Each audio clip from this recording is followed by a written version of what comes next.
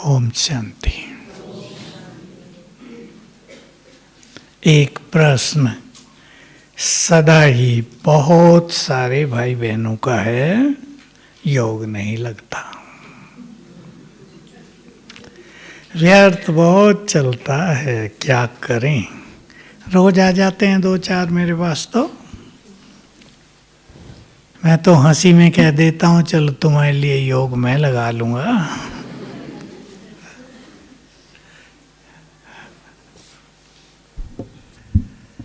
बाबा मुरलियों में बहुत कुछ कहते हैं।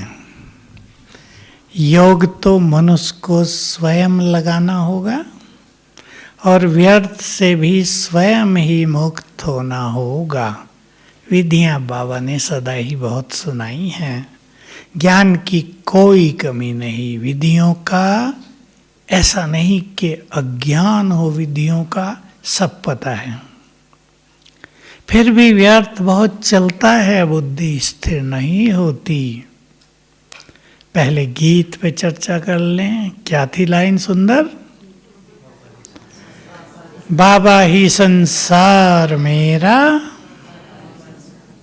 अव्यक्त बाबा से एक बार पूछा, बाबा अपने कमरे में बहुत बार आते थे, छोटा कमरा, हम मधुबन वाले बैठते थे। पूछा गया कि बाबा आप जो कहते हैं बाबा ही संसार है, इसका क्या अर्थ होता है, कैसे इसको अभ्यास में लाएं? तो उत्तर, संसार में दो चीज हैं, व्यक्ति और वैभव। उनसे ही नाता है ना। व्यक्तियों से भी कुछ मिलता है, प्यार होता है, और वैभव बाबा से ये सब चीजें मिलेंगी। जो मनुष्यों से मिलता है उसे हम जानते हैं कितना ज़्यादा, और जो वैभवों के द्वारा मनुष्य को सुख या प्राप्ति होती है उससे ज़्यादा सुख प्राप्तियां। तो बाबा को अपना संसार बना लें, अर्थात सब कुछ। कहने से काम नहीं चलेगा, मेरा तो एक बाबा दूसरा न कोई। कहते तो सब हैं, पर ये बात सबसे गहरी है। कल परसों की मुरली में एक और गहरी बात आई थी, तुम्हें कर्मातीत होना है। याद करो, पहली लाइन थी कल या परसों। कर्मातीत वही होते हैं जो, अभी आपको तो याद नहीं होगा, कल तो बहुत 48 घंटे हो गए।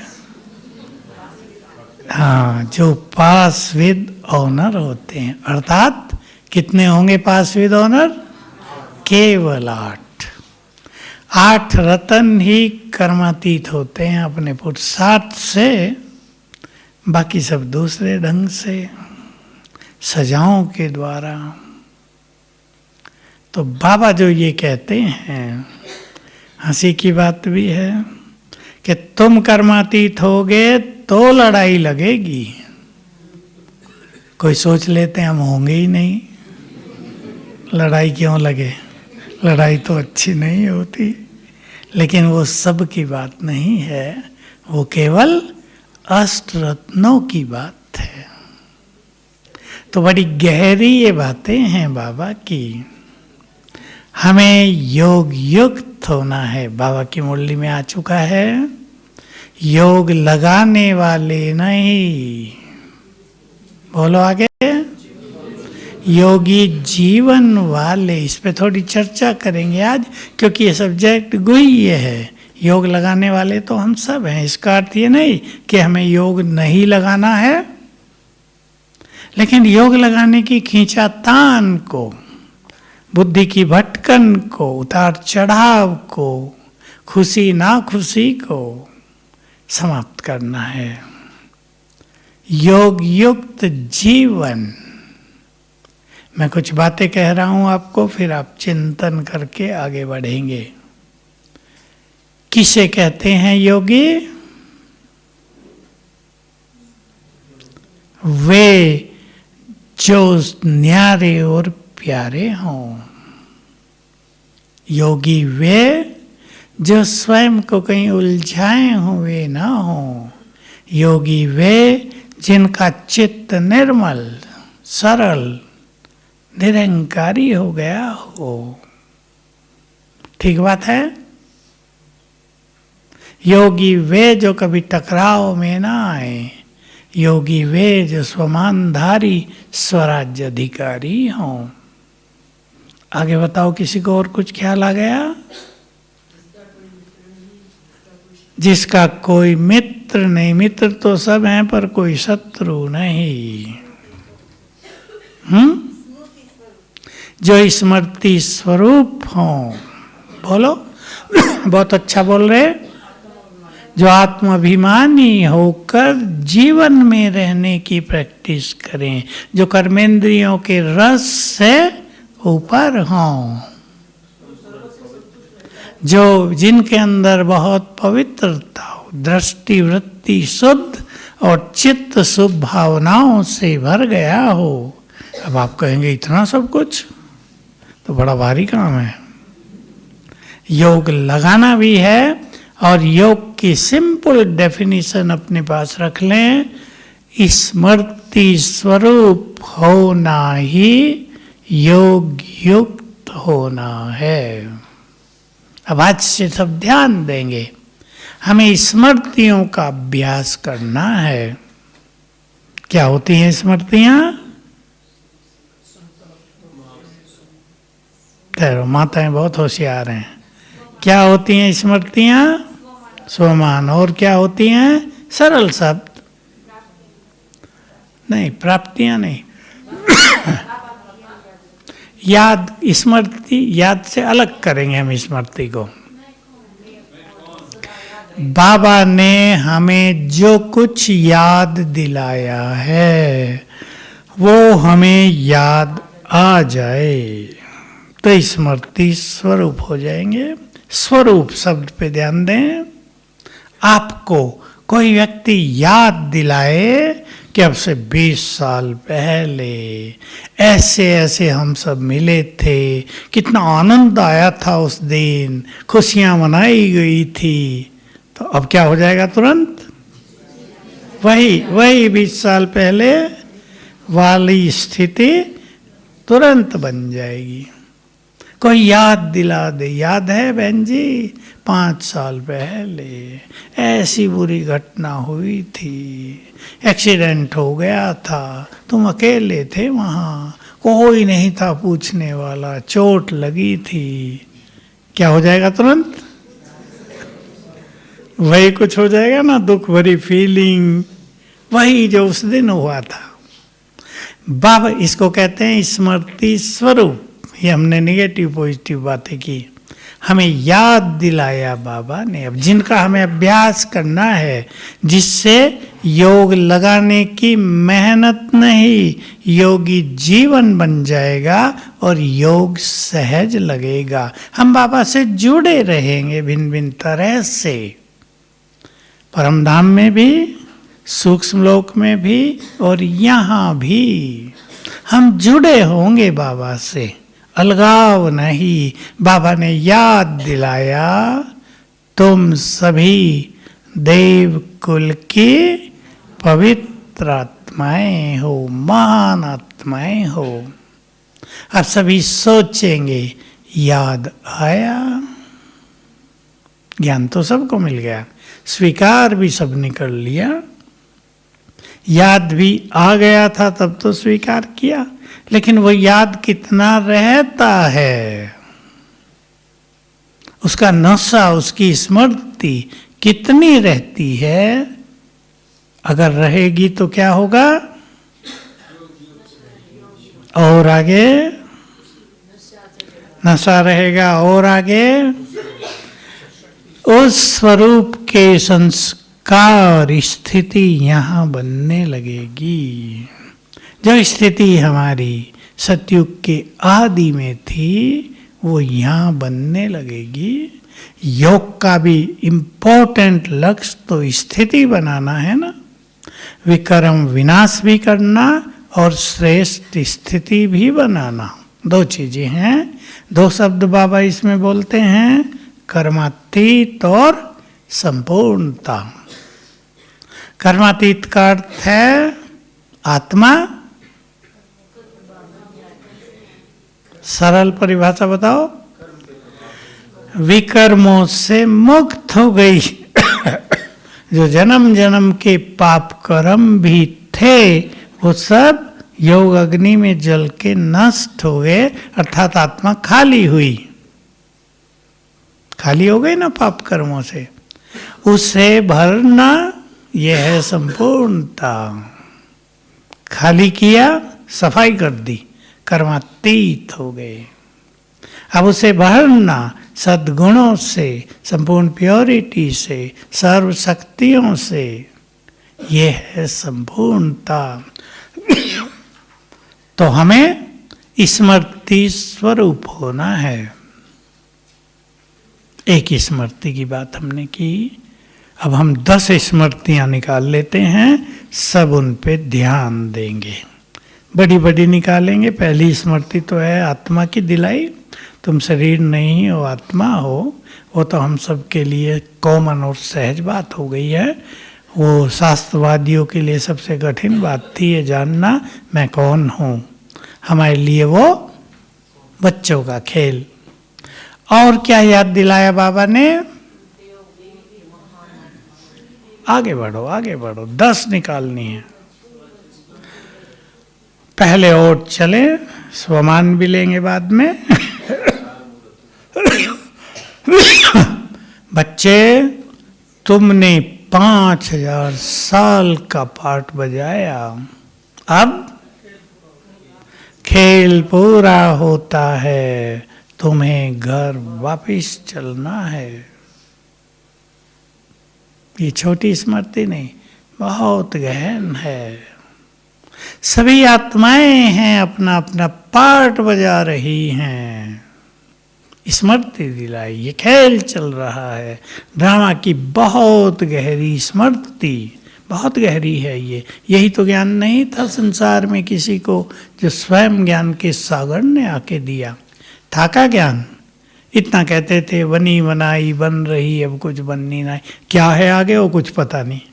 क्लियर ज्ञान दिया, कैसे तुम पार्ट बजाते हो, कैसे तुम्हारे अंदर अविनाशी पार्ट भरा हुआ है जो मिटता नहीं। आत्मा अविनाशी है, अर्थात उसका पार्ट अविनाशी है। आगे बढ़ो। 5वीं,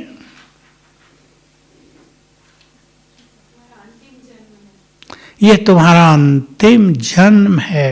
और क्या कहा इसमें? थोड़ा और जोड़ो। भाग्य बनाने का सुंदर समय है, तुम बाबा से जो चाहे ले सकते हो। द्वार खुले हैं, मांगने की जरूरत नहीं, लेने की विधि बता दी। कनेक्शन जोड़ो, मिलता रहेगा। अब स्मृति दिलाई, तुम कल्प कल्प के विजयी रत्न हो। ये इंपॉर्टेंट स्मृतियां हैं हमारी, क्योंकि माया को जीतना, 5 विकारों को जीतना सबसे कठिन काम रहा। लोगों ने यहाँ तक लिख दिया, किसी शक्तिशाली सेना को जीतना संभव हो सकता है, पर 5 विकारों को जीतना संभव नहीं है। कहीं ने कहा संभव, कईयों ने कहा बहुत कठिन है। ठहरो ठहरो ठहरो। तो इस स्मृति से क्या हो गया? क्या हुआ इस स्मृति से? हमें नशा हो गया ना कि हमने ही जीता था माया को। कल पहले हमने ही जीता था, अब भी जीत हमारी ही होगी। गीता में है ये सब बातें। अर्जुन की बात लेंगे हम। भले ही हम उसका दूसरा रूप जानते हैं कि वो शिव बाबा ने कैसे गीता ज्ञान दिया, पर जो वहाँ है वो आप जानते हैं। अर्जुन को मोह हो गया, सामने मेरे ही तो खड़े हैं सब, कैसे मारूं इन्हें? धनुष रख दिया, मैं युद्ध नहीं करूँगा। पहली तो विचारणीय बात यह है कि वो लोग भी तो सामने खड़े थे जिन्होंने पांडवों को बड़ा कष्ट दिया। क्या उन्हें देखकर मोह हो सकता था? ठीक है, भीष्म पितामह खड़े हैं, द्रोणाचार्य खड़े हैं, 2 को देखकर सम्मान हो सकता है। पर औरों को देख के तो मोह नहीं हो सकता था ना। स्मृति दिलाई दूसरे अध्याय में, सारा अध्याय है आत्मा का। न तुम किसी को मारते हो, आत्मा अजर अमर अविनाशी है, ये तो पहले ही मारे जा चुके हैं, तुम केवल निमित्त हो जाओ। जब नहीं अर्जुन की समझ में आया बहुत कुछ, तो विश्व विराट रूप दिखा दिया और उसमें एक सुंदर बात दिखाई। सुंदर कहो या खतरनाक कहो, महाकाल हूं मैं, मुंह खुला हुआ है, उसमें कौरवों के और पांडवों के अनेक महारथी सैनिक प्रवेश कर रहे हैं।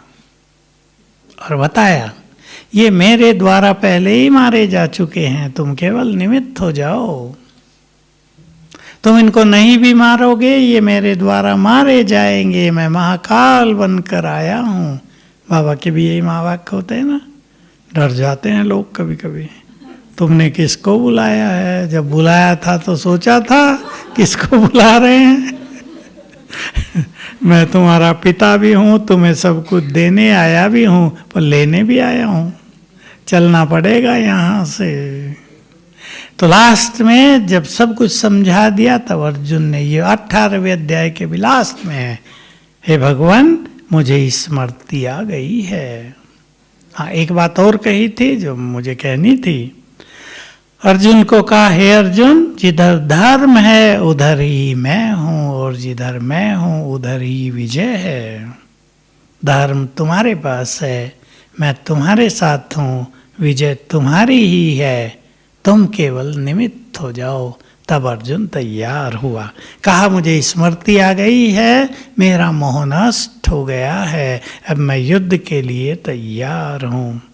बाबा ने याद दिया, कल्प कल्प तुमने ही इस माया को जीता है, फिर जीत बोलो तुम्हारी ही होगी। माया चाहे कितनी प्रबल हो, भगवान को मानना पड़ा, माया भी सर्वशक्तिवान है, हराती है आत्माओं को। काम को जीतना सबसे कठिन, क्रोध को जीतना सेकंड, और मोह को जीतना, बोलो मोह वाले, सबसे सूक्ष्म, सबसे सूक्ष्म। अनेकों को तो समझ में नहीं आएगा कि मोह भी है क्या हमें। सुना दो एक कहानी। एक माता जी आई, मेरा पति मुझे बहुत मारता है, घर से निकाल दिया, अच्छा हुआ मेरा मोह खत्म हो गया। अब बेचारा पति अकेला रहने लगा। अब 2 साल के बाद, 2 साल में पति को नानी याद आ गई, अकेला रहना, 2 बच्चे थे उनको भी संभालना। खुशामद करके वापस ले गया, चलो। अब बहन जी का मोह पहले से 4 गुना ज्यादा हो गया। तो मोह को डंडों से नहीं छोड़ा जा सकता कि पिटाई हो गई तो चलो मोह छूटा। मोह की रगें बहुत सूक्ष्म हैं, इसको आत्मस्मृति से, आत्मिक दृष्टि के अभ्यास से ही जीता जा सकता है। और ये बहुत लंबा समय लेता है और सबसे होता भी नहीं है। मोह ही विनाश काल में सबसे ज्यादा कष्ट देने वाला है। मोह के कारण ही इस दुनिया में अधिकतर लोगों पर बुरा मानसिक इफेक्ट हो जाएगा। जब वो देखेंगे सब कुछ जा रहा है, जिसके लिए जी जान लगाई वो सब जा रहा है, तो मन पर सोच लो आगे क्या होगा। तो बाबा ने हमें स्मृति दिलाई, तुम कल्प कल्प के विजयी रतन हो, और जो कुछ इन आंखों से देखते हो वो नहीं रहेगा। बहुत बड़ी स्मृति है। हुआ सब जगह हो रहा है, तो होगा और भी ज्यादा। आग बुझ गई शायद, फिर से लग गई, बुझ गई होगी। अच्छा, तो देखो बाबा ने कह दिया अग्नि और जल 2 तत्व ही ज्यादा विनाश करेंगे, हवा साथ देगी। तो ये सब होगा, जो कुछ दिखाई दे रहा है ये नहीं रहेगा। इसके बाद स्वमानों के रूप में बहुत सारी स्मृति शक्तियां दिला दी। तुम बहुत शक्तिशाली हो, तुम पूर्वज हो, तुम सृष्टि के आधार हो, तुम वही हो जिनकी पूजा हो रही है। चिंतन में लाना है इनको। अब सोचो, 2 युग हम स्वर्ग में रहे, परम आनंद, अति सुख, कोई कमी नहीं, धन संपदा चरणों में। लक्ष्मी को चरणों में दिखाया ना विष्णु के, यानी जब हम विष्णु समान बन जाते हैं तो धन संपदा हमारे चरणों में आ जाती है।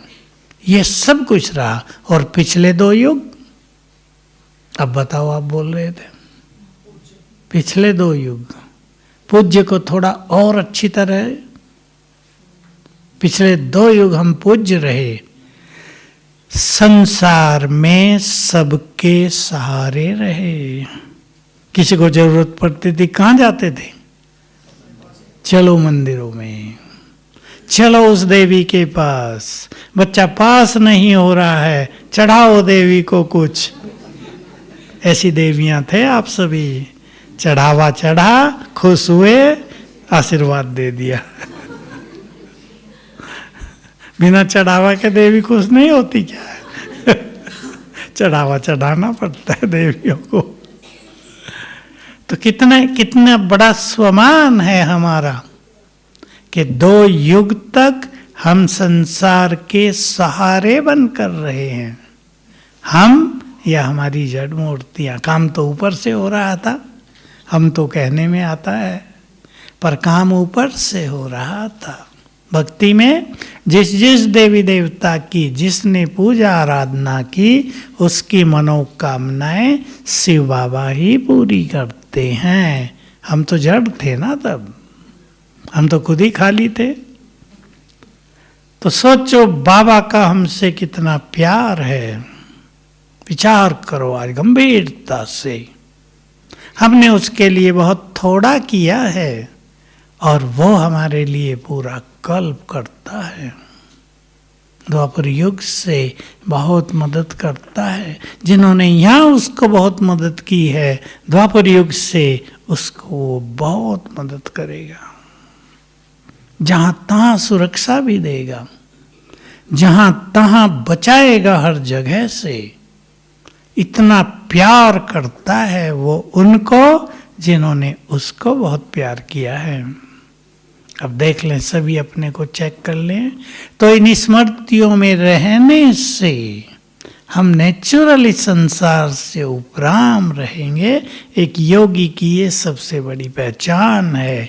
वो कहीं भी उसके पैर जैसे धरा पर नहीं, धरा से ऊपर उपराम स्थिति। ये बड़ी चीजें हैं, लेकिन जो अभ्यास हमने निकाले हैं 10-12, इनको करने से हमारी ये उपराम स्थिति, ये वैराग की स्थिति, संसार से न्यारापन स्वतः ही होता जाएगा। अब जो संसार नष्ट होने वाला है, उसमें हम राग क्या रखें, कैसे उससे अनुराग करें? उपराम होते जाएंगे। लेकिन ये काम एक दिन में नहीं होगा। इसके लिए ही बाबा ने कह दिया लंबे समय का अभ्यास। तो सभी अब इस बात पे चिंतन करें बहुत अच्छी तरह। योग लगाने वाले केवल नहीं, योग युक्त जीवन वाले। अगर हमें ये भी याद रहता है दिन में कुछ बार कि बाबा मेरे साथ है, हम अकेले नहीं, भगवान का साथ मिल रहा है इस जीवन में, सोच के देखो, इसको अपने गहरे चिंतन में लाएं। हमने क्या पुण्य किए होंगे कि इस जन्म में भगवान का साथ मिल रहा है। मिल रहा है या नहीं? ये याद रहेगा तो योग युक्त जीवन हो जाएगा। योगी की एक पहचान और जो बहुत व्यवहारिक है, हालांकि दुनिया में भी कईयों के पास वो है, पर योगियों के पास वो और सुंदर तरीके से हो। श्रेष्ठ व्यवहार, सुंदर वाणी। मैं मधुर वाणी भी क्या कहूँ, कलयुग में भी कईयों की वाणी बहुत मधुर होती है, बहुत स्वीट होते हैं कई लोग। हमारी वाणी वरदानी वाणी, थोड़े शब्दों में ज्यादा बात कह जाना, ऐसी सारगर्भित वाणी। ये नहीं बात 1 मिनट में कहने की है और कहें आधे घंटे में, एनर्जी नष्ट होती है इससे। ये योगियों की पहचान नहीं है। तो योगी जीवन वाले श्रेष्ठ व्यवहार। आप किसी को गुस्सा करें तो कई लोग बोल भी देंगे ना, ओम शांति में जाते हो, घरों में बोलते होंगे, माताओं को बच्चे बोलते होंगे। एक ने कहानी सुनाई मुझे, अच्छी हंसी कहानी है। बॉम्बे की माता जी थोड़ी पावरफुल, कड़कदार, थोड़ा गुस्सा भी करती थी। अब पोतरे थे उसको, अब बच्चों को ज्ञान तो दे दिया जाता है, सब माताएं दे देती हैं। जब वो गुस्सा करे, बच्चे भाग के बाबा के फोटो के आगे पहुंचे और कहें, बाबा दादी गुस्सा कर रही है, आपने तो मना किया है। और दादी बेचारी सन्न। कहा, ये बच्चे तो मेरे गुरु बन गए भाई, अब तो मुझे गुस्सा भी सोच समझ के करना पड़ता है ना बात ठीक? योगी शीतल चित्त वाले। कहावत तो सुनिए ना बाबा की मुरली में भी, संत बड़े परमार्थी, हिंदी वाले नहीं बैठे, शीतल जिनके अंग। ये बहुत अच्छी बात कवि ने कही, शायद तुलसीदास ने किसकी है ये?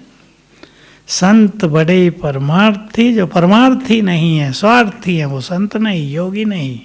शीतल जिनके अंग, तपत बुझाए और की दे दे अपना संग। तो ये योगियों की पहचान है। इसी से जुड़ी हुई बाबा की बात याद कर लें, स्मृति का स्विच पावरफुल करो। सब जानते हैं स्विच जरा भी ढीला हो बल्ब जलेगा ही नहीं, ट्यूब जलेगी नहीं, दबाते रहेंगे। ढीली स्मृति क्या? मैं महान आत्मा हूं, बस ढीली। और पावरफुल स्मृति, भगवान ने कहा है मैं महान हूं, इसलिए मेरे कर्म, बोल, संकल्प, व्यवहार सब महान। ये पावरफुल स्मृति। ऐसे याद कर रहे हो मैं शिव शक्ति हूँ, और डर भी रहे हो, भाग भी रहे हो, और शिव शक्ति भी कह रहे हो। कुत्ते पीछे पड़ गए मैं शिव शक्ति, और भागे जा रहे हैं। मैं शिव शक्ति हूँ, सर्व शक्तियों की मालिक। ये पावरफुल नशा, ये है पावरफुल स्विच। बाबा मेरा है, ये भी तो स्मृति है ना, पावरफुल स्मृति। कोई मेरा हो या ना हो, कोई मुझे साथ दे या न दे, भगवान मेरा है। वो साथ दे ही रहा है, देगा ही। थोड़ी बहुत परीक्षा हो सकती है पर देगा। तो ऐसे स्मृतियों का स्विच पावरफुल करेंगे। क्लियर है सबको? तो सभी ये 10-12 स्मृतियां लिख लेंगे अपने पास। लिख लिए बहुतों ने, बाकी खुद सोच के लिख लेना। अब इनको अपने अभ्यास में लाना है तो जीवन योग युक्त हो जाएगा। और जो पावरफुल योग है, बीज रूप स्थिति, ज्वाला स्वरूप स्थिति, स्मृति स्वरूप रहने से वो सहज होगी। फिर वो स्थिति हो जाएगी कि जब जिस स्वरूप में जितना समय रहना चाहो रह सकते हो। हम चाहें कि हम 5 मिनट परम धाम में शिव बाबा के साथ बैठ जाएं निराकार होकर, तो ये सहज संभव होगा। हम सोचें कि कि मुझे तो 10 मिनट संसार को सकाश देनी है, तो ये सहज संभव होगा। हम सोचें कि मुझे तो स्वमान में स्थित रहना है, मुझे सूक्ष्म लोक में बाप दादा के पास रहना, उससे बातें करनी है, ये संभव होगा। संभव इसलिए नहीं होता कि मन व्यर्थ में भटका होता है। और बहुतों को, गृहस्थ में रहने वालों की बात है, कुमार कुमारियों की बात अलग है, उनकी माया अलग, पर गृहस्थ में एक माता बूढ़ी हो गई है, फिर भी उसका योग नहीं लग रहा है। क्यों? मोह ममता जंजाल में स्वयं को पूरा जीवन उलझाए रखा, वो उसको योग युक्त होने नहीं देता। ऐसा नहीं वो चाहती नहीं है, चाहती है। इसलिए इन सब जंजालों को समाप्त करने के लिए अशरीरीपन का अभ्यास। सभी सुने गृहस्थ वाले, मैं आत्मा हूं और ये सब आत्माएं हैं। ये अभ्यास ज्यादा करने से ये मोह ममता का जाल कटता जाएगा, कहने से नहीं कटेगा। मोह छोड़ो, बहुत मोह रखती हो, इससे काम नहीं चलेगा। ये मोह ऐसी चीज नहीं जो पॉकेट से निकाल के फेंक दिया जाए, इसकी जड़ें बहुत गहरी होती हैं। बाबा ने कभी कहा मनुष्यों से मोह छूटना संभव हो रहा है, पर बाबा ने तो कहा था ठिकरियों से मोह नहीं छूट रहा है। छोटी चीजें, वस्तुओं से न्यारा हो जाना, ये भी मेहनत का काम है। और जहां मेरा आया, मोह पैदा हुआ। अब कौन, सोचो आप, मेरा नहीं होगा क्या?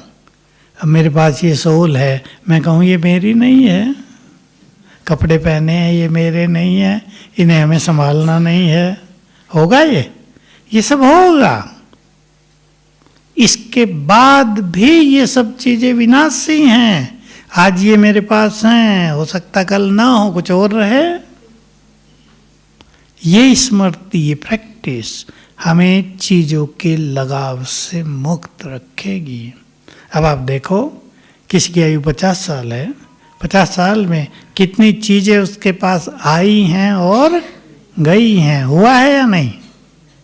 कितनी चीजें गई हैं, आई हैं। किसी के पास ऐसा भी होगा, कुछ नहीं था और बहुत कुछ आ गया। किसके पास ऐसा होगा, बहुत कुछ था और कुछ भी नहीं रहा। तो ये सब विनाशी और परिवर्तनशील हैं। ऐसे संकल्प करने से उनसे लगाव ढीला पड़ता जाएगा, एकदम नहीं छूटेगा, ढीला पड़ेगा थोड़ा थोड़ा। तो हम सभी अपना एक प्लान बनाएंगे, अच्छे पुरुषार्थ की लगन लगाएंगे। बहुत कुछ प्राप्त करना है बाबा से और बहुत कुछ संसार को देना है। देने का समय तेजी से आता जाता है। 2 स्वमान पर बाबा ने बहुत ध्यान खिंचाया था।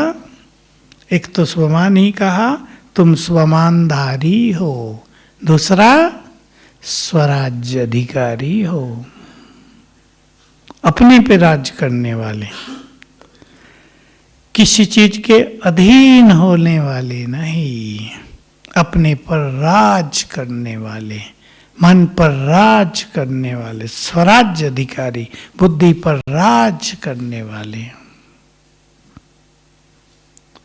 तो हम सभी योग युक्त जीवन बनाएंगे। बनाने को तैयार हैं सभी भाई बहने? हाथ उठाओ। थोड़ी सी मेहनत भी करेंगे। देखो, योग चारों युगों में सबसे बड़ी प्राप्ति है। योग, योग इटसेल्फ, योग स्वयं।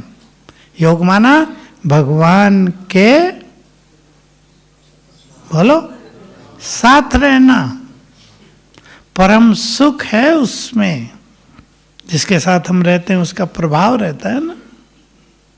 भगवान के साथ रहना, किसी मनुष्य के नहीं, किसी देहधारी के नहीं, निराकार के साथ रहना, उसके साथ को अनुभव करना, उसकी मदद का एहसास करना, उसके प्यार की अनुभूति करना, उसके द्वारा शक्तियां लेना, ये अपने में सबसे बड़ी प्राप्तियां हैं। तो सभी चिंतन में लाएंगे। संगम युग का ये सुंदर समय मुझ भाग्यवान आत्मा को मिला है, मुझ पुण्य आत्मा को मिला है। सभी बहुत भाग्यवान हैं। भोली से भोली माता भी जो बैठी होगी ना सभा में, वो पुण्य आत्मा है, वो महान आत्मा है। हम सभी ने न जाने क्या क्या पुण्य किए हैं जो भगवान का साथ मिल गया। इसको अपने चिंतन में ले आए। अब मुझे उनसे सब कुछ प्राप्त करना है, ये उमंग ले आए अपने अंदर। देखो लौकिक में उमंग रहता है ना, जिन भाइयों को दुकानें होंगी, बिजनेस होगा, जब सीजन आता है कितना उमंग रहता है, ये करेंगे ये करेंगे ये करेंगे। बाबा भी सुनाते थे ना, हीरो के व्यापार थे, रात को सिपा आ रहा है तो जागे ही रहते थे, कभी 1-2 बज जाता था। उमंग, नींद नहीं आती थी। हीरे खरीदने हैं, सिपा आ रहा है। तो हमें भी बहुत ज्यादा उमंग रहे, बाबा से सब कुछ लेना है। चिंतन करें। बाकी तो इस संसार में कोई किसी के काम आता नहीं है। अपने काम नहीं आ रहे आजकल, बल्कि अपने समस्याएं पैदा कर रहे हैं आजकल। देखो एक समय था बच्चे माँ बाप के सहारे होते थे, आजकल सब जगह नहीं, कितने घरों में बच्चे माँ बाप के लिए समस्या बन गए। ये नहीं कि उन्हें वृद्ध घर में छोड़ा है, वो बात नहीं हम कर रहे। माँ बाप को सुख चैन से जीने नहीं दे रहे हैं। बहुत कहानियां आ रही हैं, सब कुछ उड़ा रहे हैं बच्चे। संभलना मुश्किल, उनको न दें तो तूफान, मरने मारने को तैयार, और दे दें तो जो दे दिया हो गया, एक ही रात में ख़त्म करके वापस आ जाते हैं। सवेरे रात को जाते हैं, सवेरे आते हैं, दिन में सोते हैं। बहुतों की दिनचर्या ये हो गई है। इसलिए भाग्यवान हैं वो आत्माएं जिनको परिवार बहुत अच्छे हैं। ऐसी कई माताएं होंगी, बताओ किन किन को परिवार बहुत अच्छे हैं।